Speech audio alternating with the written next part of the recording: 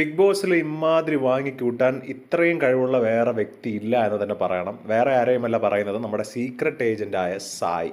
വന്ന് മലമറിക്കും, എന്തൊക്കെയോ കാട്ടിക്കൂട്ടുമെന്നൊക്കെ ആയിരുന്നു പ്രതീക്ഷ. വന്ന ഗെറ്റപ്പും ഷോ ഓഫൊക്കെ കണ്ടപ്പോൾ ബിഗ് ബോസ് എടുത്ത് തലകുത്തനെ വെക്കുമെന്നൊക്കെ തോന്നി. പക്ഷേ വന്ന ആദ്യത്തെ ആഴ്ച തന്നെ ജയിലിലോട്ട് പോകാനുള്ള ഭാഗ്യവും നമ്മുടെ സീക്രട്ട് ഏജന്റിന് തന്നെ കിട്ടി എന്ന് തന്നെ പറയണം. ഒരുപാട് പേരാണ് അവിടെ നോമിനേറ്റ് ചെയ്തത്.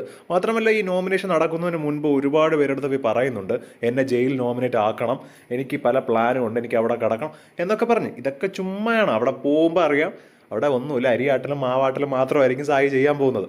കൂടെ അൻസിബയുണ്ട്. അൻസിബയ്ക്കും ഒരുപാട് വോട്ടാണ് ജയിൽ നോമിനേഷന് വേണ്ടി കിട്ടിയിരിക്കുന്നത്.